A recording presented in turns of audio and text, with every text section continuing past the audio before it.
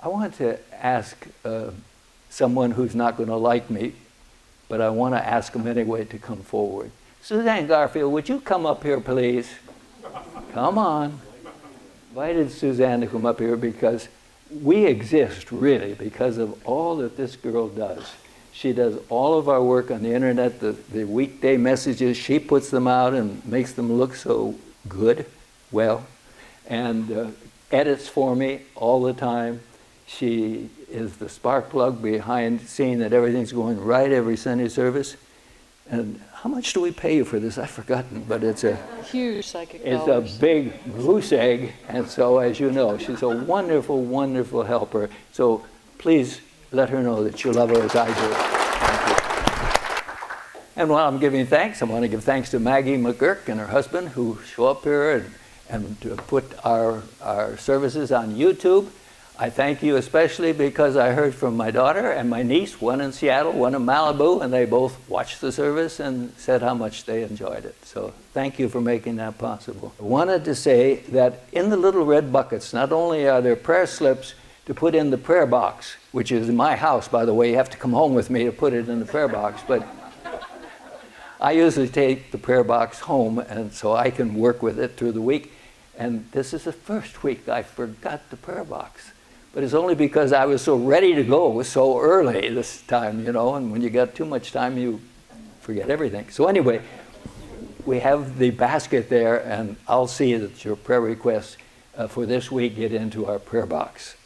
Also, we have slips in the little red buckets that say, connect with Capital City Unity. If you'd like to be on our internet list, please give us your name and your your name and your email address, and we'll be happy to see that you have all of that information, because that's the way to keep up with what we're doing and where we're moving to, which can happen anytime, any day.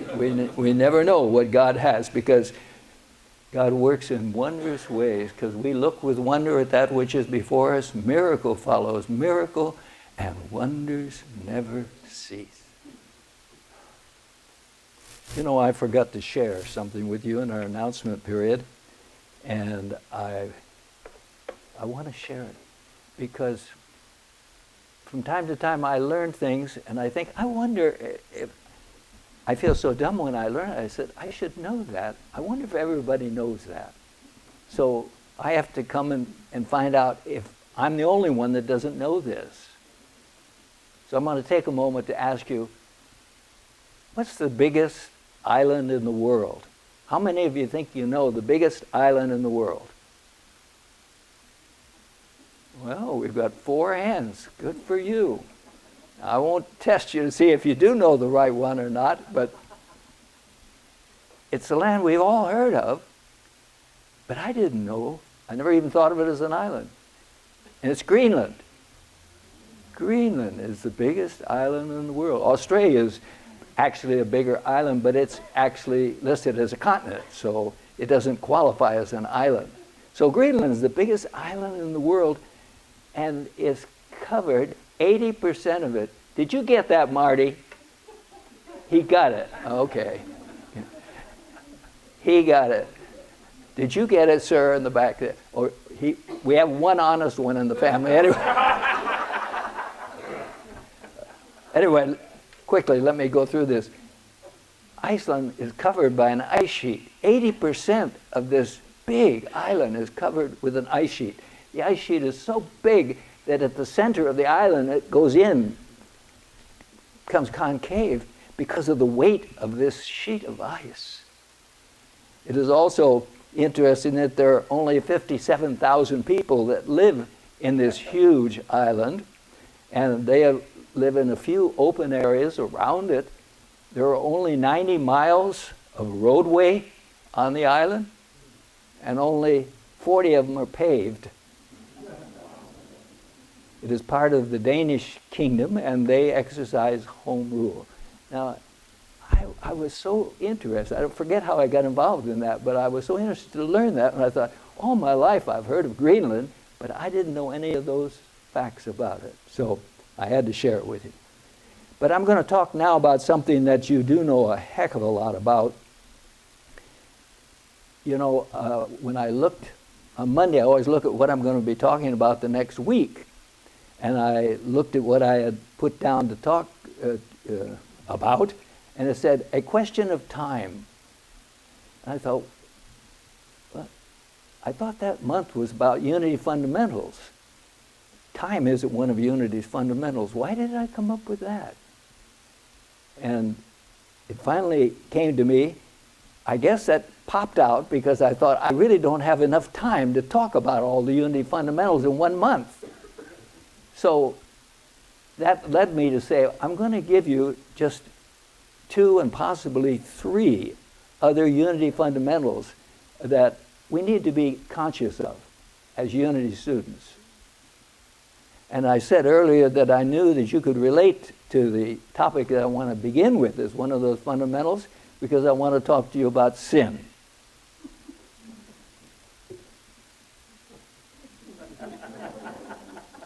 Not a laugh in the house, I'm amazed. But I suppose it's because I do have a house full of sinners, and naturally you're not going to laugh. You know, I'm always tempted to say, oh, I want to see a show of hands here. But you all know you're sinners, because I can tell you, even though I don't know all of you in depth personally, I know you've all broken the 10 Commandments on a regular basis.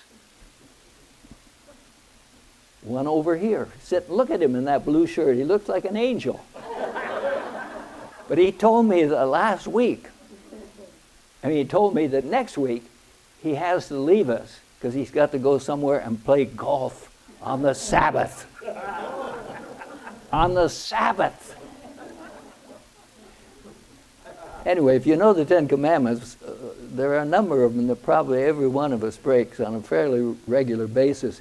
I remember once I said before, I'm guilty, and one of you, I won't say who, but I think it's one of my cheerleaders up here in the front row going out and said, and which one did you break?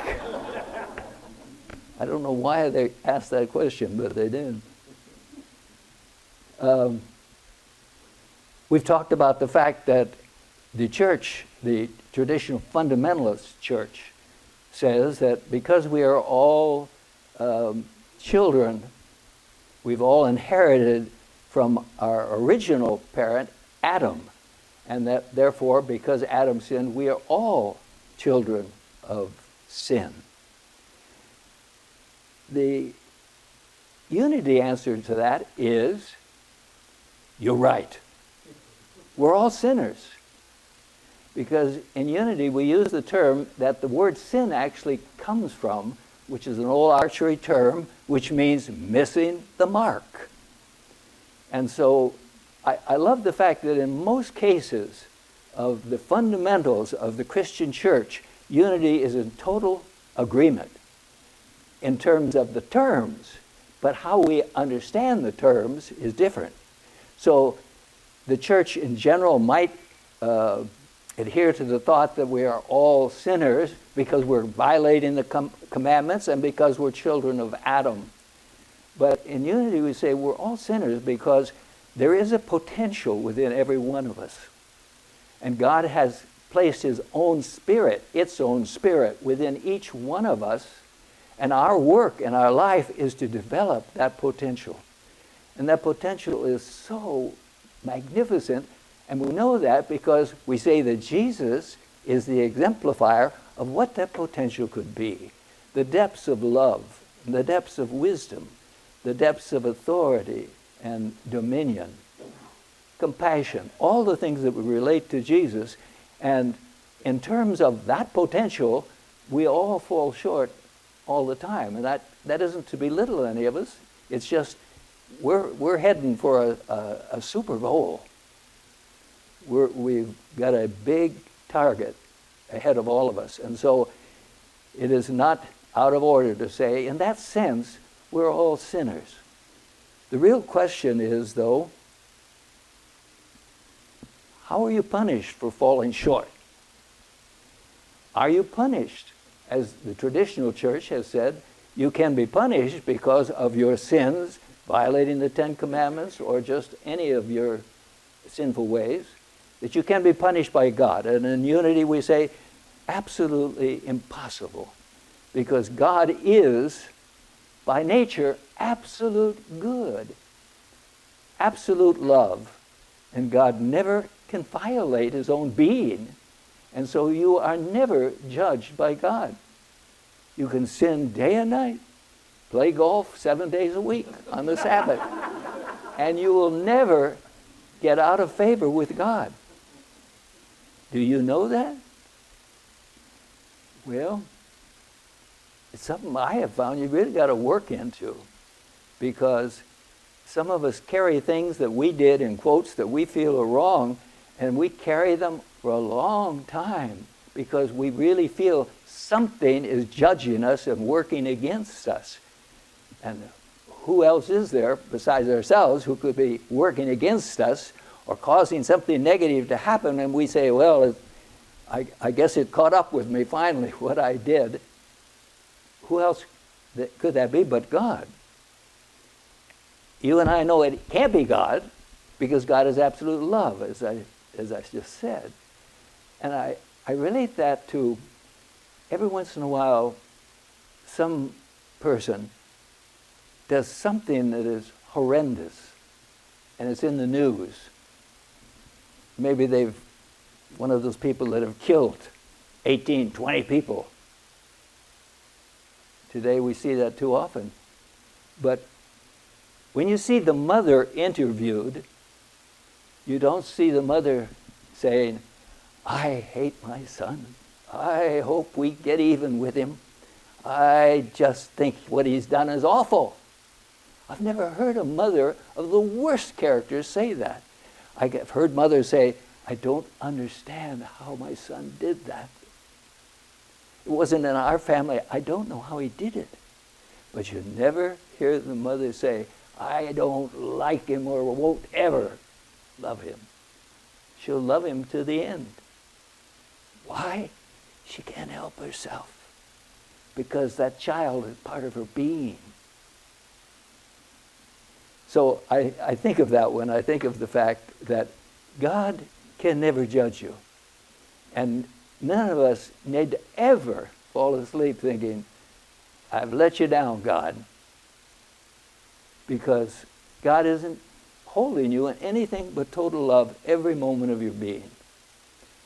I touch on that fairly often because I know how essential that is to our being. So, if we were talking to a group, as I have, of fundamentalists, sometimes they come to my door, and rarely, but sometimes I get into a discussion with them, you know, and if I was making the point that I've just made with you, they say, well, come on. You mean everybody can do anything they want because God isn't going to judge them? Well, from the God standpoint, that's right. You're free to do anything you want. You can sin day and night. Won't matter to God. But God is wisdom, and God has taken care of the fact that there is a price to pay for our sins. All except playing golf on the Sabbath. But in terms of the so-called major errors we commit in consciousness, God has built into the system, in quotes, a punishment. The punishment is the fact that we reap the rewards of our own consciousness. God has given us the capacity to shape and form energy and to attract into our lives alike that which we think and hold in consciousness. So, the sin of abusing our bodies, missing the mark of loving ourselves and our bodies, if you do that on a daily basis, you have the capacity to create your own punishment, which is ill health. You can't get up disliking your body day and night without paying a price for it, because you've got this gift that God has given you of creating and shaping your own life. So nobody has to judge you because you are violating a universal principle that you love God with all your heart and soul and mind, and your neighbor as yourself. That includes your body, of course. So anyway, if we are abusing our bodies by our way of living, our way of thinking, there is a built-in price that we will pay for that. The sin of being grumpy and sarcastic can create the punishment of no friends. I mean, nobody wants to hang out with a grump.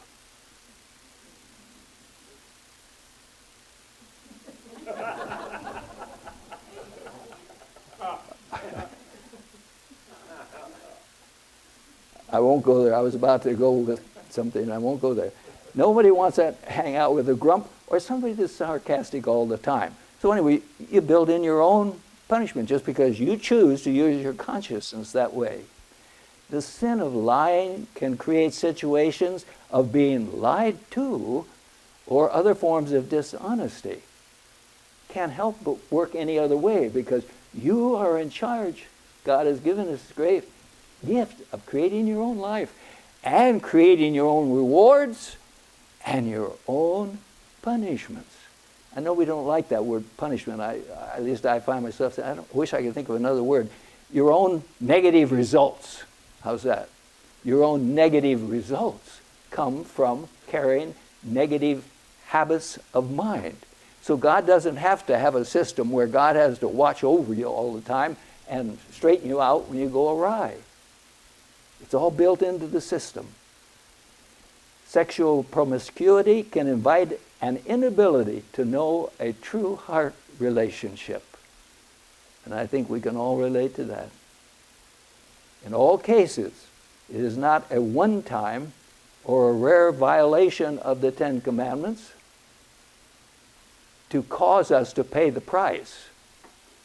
This is one thing that is sort of an edge that God has given us on this process. You have to work at earning your punishment. Don't you love this when you think about it? It's so kind and such a loving system. But you see, it's like you can't suddenly go from being sick to being well by beginning to think, oh, I'm a spiritual being. I am well and healthy and whole. You don't get that by one day of affirmations. But you get it if you persist in it, and then it creates that energy system to work in your body and to lead you in ways of health and experience health in your body. And I saying that only to say the same thing is true about our sinning. You know, if you are, what did I say? Somebody, not grumpy, yeah. If you're grumpy once in a while, you're not going to attract a loneliness. But if you persist in being grumpy and sarcastic, that's what you will eventually experience. You got to work at getting bad results as well as work at getting good results. Don't you think that's a fair system? I love it. So now, that's a basic to unity. Our understanding of sin and how you have to work at sinning to be punished. So henceforth, we will not work at being sinners. So we've dealt with sin. Now we're going to go to a subject that is deep water. And I can't say that I have it all wrapped up for you, but I'm going to try. We're going to talk about the subject of good and evil. Good and evil. What is Unity's basic thought about good and evil? I think if I took a quiz around here, almost every one of you would come up with the right answer, the simplest answer, and you'd say, there isn't good and evil, there's only good. Right? That's what you all would have said. And why do you know that? Because God is all and everywhere present, and God's nature is absolute good. Therefore, at all times, there is only good. There is no reality in evil. I don't think talking about standing at the door, talking to the folks who knock on your door and want to sort of not convert you, but they want you to take their literature, that's one they really have trouble with. You mean there's no evil in the world? And then they will point out some evil in case you've missed it.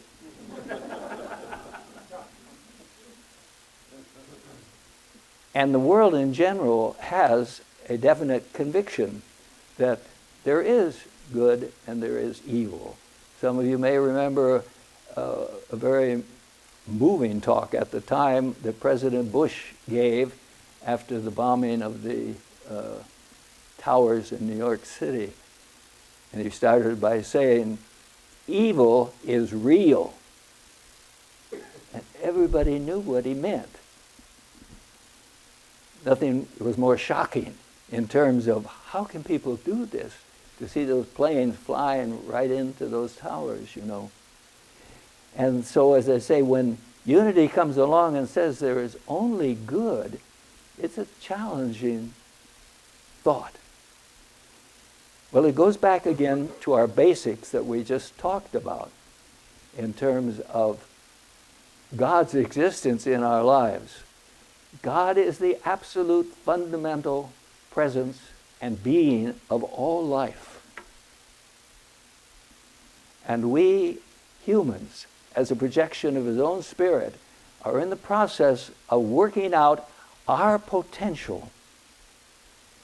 And all the evil that you and I could possibly come up with today and think about, such as the flying into the towers in New York City, all we can think of was not produced by God. It was produced by God's children. It was produced by God's children. And so what we say in unity is reality is that which is enduring, lasting, and eternal. And that is good. Everything else is transitory. It is only humans acting upon the scene of life that use their capacities, creative capacities, to create things that are less than good. But they have no power in themselves other than the power that we give to them. It's just like when something happens in your personal life and you get a verdict or a realization of something, in quotes, evil, less than good, you have an instant ability to respond to it by giving it power, because you're the only one that can give things power in your life, as being evil, or you can refuse to accept that and relate instead to the reality that is always present in your life, which is God the good.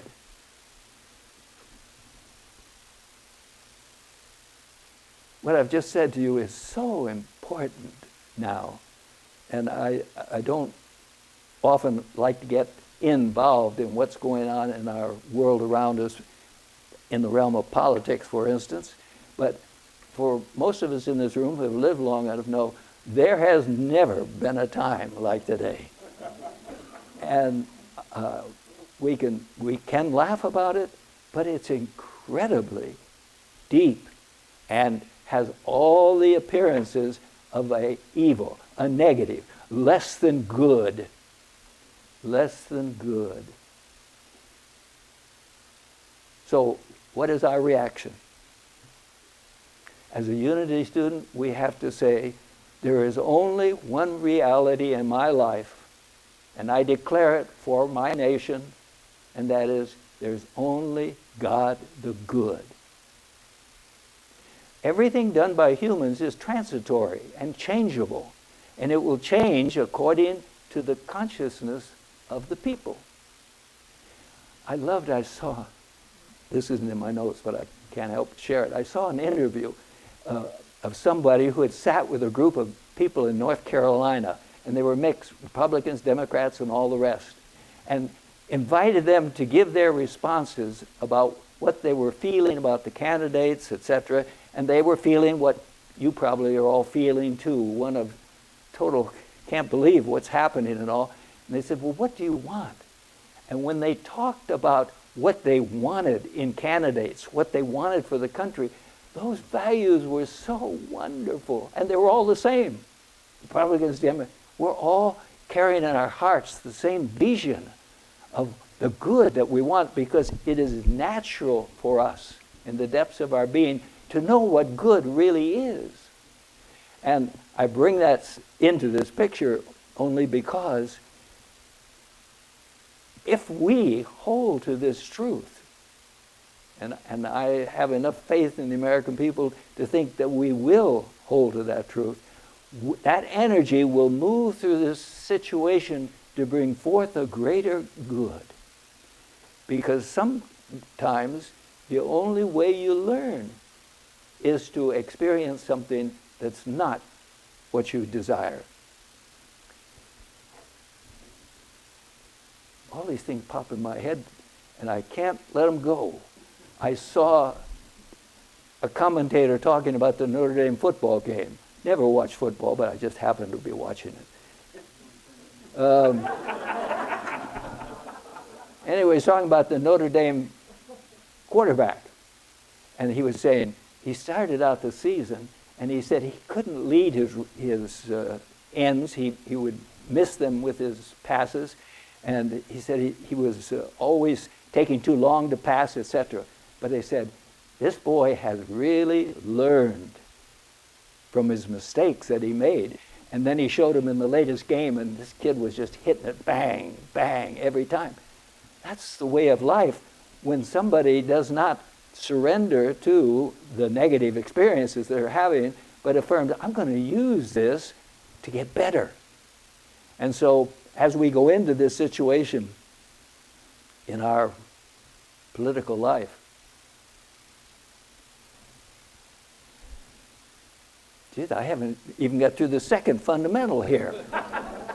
Anyway, as we go through this experience together, hold to that and be a voice for it with everyone that you talk to. Out of this is going to come something good, because evil has no power. Spinoza, one of our great philosophers, said that evil is a lack of knowledge. That's a wonderful truth, because that's the only thing that evil comes out of, is a lack of knowledge. But not because people are inherently bad. There is only good. I said, to try to help people to understand this best, I thought you almost have to go to relating it to something in our personal lives, like having our own children, and realizing that all of life is like that. Children make mistake after mistake, and we never stop thinking, they're good. They're my kids. I love them. And so you just help them to correct the mistake. And I find myself, not from a sense of superiority, but just of the knowledge that I have, when I see Putin on the screen, you know who I'm speaking of? The little guy who's running the big show over in Russia. I think, what an overgrown kid he is. He's trying so hard, you know, he has martial arts and he does that, and he walks with such authority, and he's trying his best to show the world that Russia is the old Russia. He's just a kid. And all of us who get into a negative state are just showing the kid side of ourselves. And so when we understand that, we can better understand where all that comes into our lives is evil only coming from immaturity and lack of knowledge in our lives. The final question that comes to this particular point, which is all we can cover today, is, it's a good question. Why does God create people who aren't perfect? If God's in charge of everything, why didn't God make us all perfect to start with? Why don't mothers birth children who look like those guys on the Cubs baseball team that are playing in the World Series now with all those beards they all wear today, why don't the kids just come out with their beards? I mean, they come out full men, and they're loving, they're kind, they're wise. Why doesn't that happen? I thought the mothers would groan when I said that, but they didn't. Why aren't babies all born perfect? You got an answer for that one. The only thing that I can relate to in regard to that is, why do parents have children?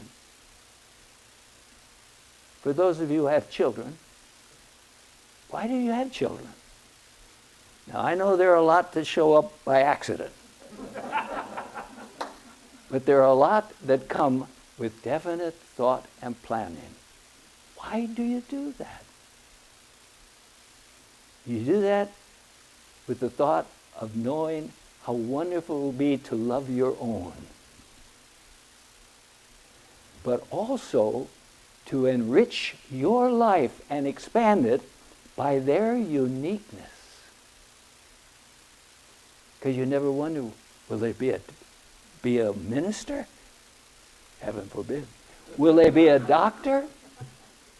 Will they be a lawyer? Will they be a plumber? Will they be like me, a craftsman? Or will she be president of the United States? But anyway, every parent has the vision of the enrichment of their life through this special soul that's come forth out of their togetherness into their life. And so you live with the desire to see them expand, to claim their uniqueness and be more of you. To be more of you. You people have grandkids and you go bouncing off to see your grandkids all the time. I know who you are. Anyway, I know you just love, they enrich your life. It isn't because they're your grandchild. It's they expand your life by being there for you. So I offer you that. There have been so many philosophers who have gone on to this question, why didn't God create us all perfect in the first place? I offer you my answer. I think that God is similar to us in that God has wanted to birth his own out of love. But God wanted to expand its own self to allow that spirit to develop its uniqueness in the world. And there's only one way for that to happen, and that's to let us grow into it and evolve our uniqueness. You led us in the 12-power drill, which I appreciated. Working with those 12 faculties, each one of us is doing it a different way that makes every one of us a little different. It's an exciting thing. So I leave you today. I had another major point I was going to talk about. I won't mention it because you'll worry all week about what I didn't say. But in any event, I realize that what we have shared today is very thought-provoking, and I hope you will continue to work with it in your own life so you feel what your answer is for it. Let's close our eyes and for a moment feel, first of all, what we have affirmed. You can never be outside of the love of God.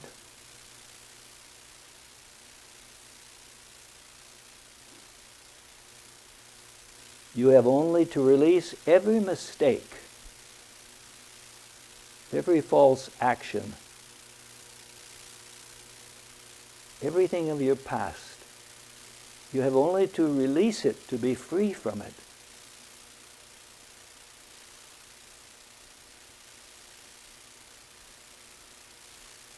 We give thanks that we know that we live in a dimension, a life that is absolutely good. And that we have the capacity to enter into that consciousness of goodness only, to look at our lives with wonder, in an expectation of good, and to receive it with God's love.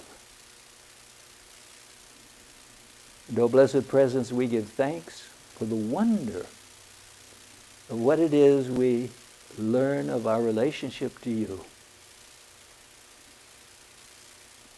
of the wonder of the way in which you have made us. Thank you for the gift of life. Amen.